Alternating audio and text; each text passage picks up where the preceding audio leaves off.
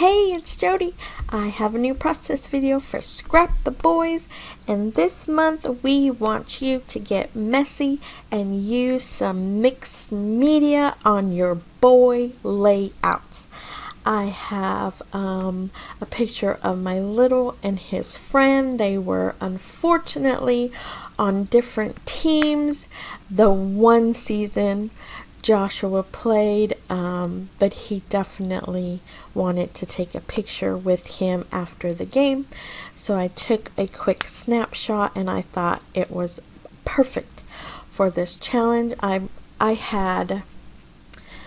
literally had one piece of paper with a sports theme, and then I pulled out a very old Echo Park line that just happened to have that little card in it about let's play ball. So I started from almost scratch, and sometimes I like doing that. This time I struggled. I'm not gonna lie, it's not my favorite layout. I struggled through the whole thing. First of all, I flipped the cut file so I could have the red facing up so I could see the stars a little better. So that was my first mistake.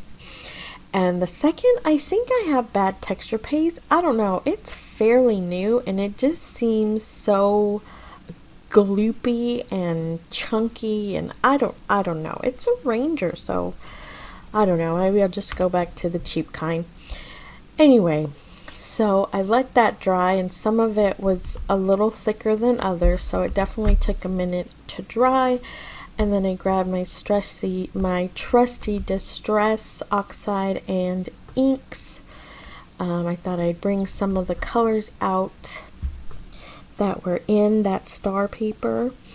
So I used candy apple, carved pumpkin in the distress stains, and then in the oxides I use dried marigold and tumbled glass. Yes, tumbled glass it is. So I had no rhyme or reason at first, and then I was like, oh man, this is getting way messy, so maybe I should rein it in and just go over the actual textured stars. So I started doing that, and then I was like, I don't know, maybe I need to clean it up. First I'm like, maybe it just needs more water, maybe it doesn't need to spread. And then I was like, nope, maybe it needs to be cleaned up.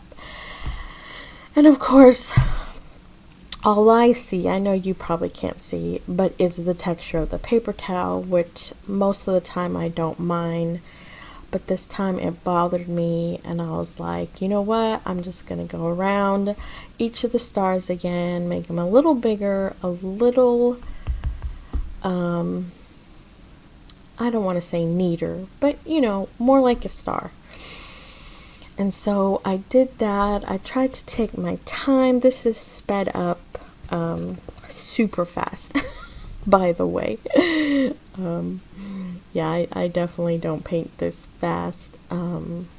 So I don't know. I was not feeling it, but I was like, no, I'm going to stick with it. I did use a foundations paper because I knew it was going to be heavy on the mixed media side. So I splurged and used a piece of that.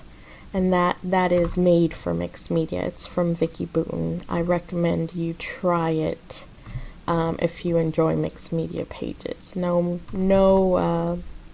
fussing with the gesso, so it is nice. And then I decided not to color all the stars, and I think that was probably my first mistake. That was probably like the 5,000th mistake, yes. And of course, I'm all about the splatters. I was like, maybe it just needs a little more mess to bring it all together. So I put splatters and I let the whole thing dry. Like, I walked away because I was just so defeated. And then I thought, you know what? After it dried, I said, I'm going to just cut the stars out. See, I tried to cut them out. There's that poor, beautiful foundations paper. Because the texture paste was super thick in some areas, it did not cut well, as you could see. And I usually test it. I don't know. Like I said, I struggled. So I took it out of the machine, and because I believe it was on the Cricut mat and not my Silhouette mat, it didn't cut perfect as it was. So I just have all these strikes against me, but I said no, I'm sticking with it. I grabbed that wood grain background from my Simple Story stash, and I said I'm going to make this work. So I'm filling in my colorful stars that I was able to save. And this is why I think something's wrong with my texture piece, because I mean, it really doesn't cut through. So yeah. Anyway, so I tried to piece together all the stars that I saved, and so that's what I have so far. And I'm feeling a little better about it.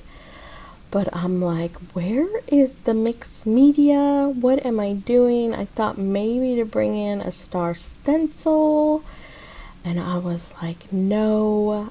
But then I had already cut some stars out of that old Echo Park paper. So I was like, you know what? I'm going to add some more color and a little more depth and dimension, and I'm going to use all the small ones. So I brought in that green and the navy, and then of course the actual pattern paper that I wanted to use from the beginning. And have I tried to find all the little pieces that had an actual baseball on it or the bat on it. It seemed that it cut all around those. But anyway, I'm happy with my stars. I like my photo in that corner. I do use dimensional adhesive. I just use the Dollar Tree kind, but I know there's a million different kinds out there. I stick that guy down, and then I'm like, now I'm ready for some more splatters. So I add some white, which did lighten up because it was a very dark background, but I'm okay with that. I did go back off camera and add some Distress Oxide splatters in the red and in the dried marigold and the tumbled glass. And I had some of those matte enamel dots. I had that number 1 in my stash, and I'm bound and determined to put a date on every layout I make. So I tried to get some white ink. First I add a little tab of that pretty paper, even though it shows a soccer ball. Anyway, I add a little sticker that says Superstar, and then I fight with, yes, the white ink. If there is a white ink you like that works well, please let me know. I don't know if this was probably just dried out. I hadn't used it in a while. Or the paper is very dark, so it could have been that.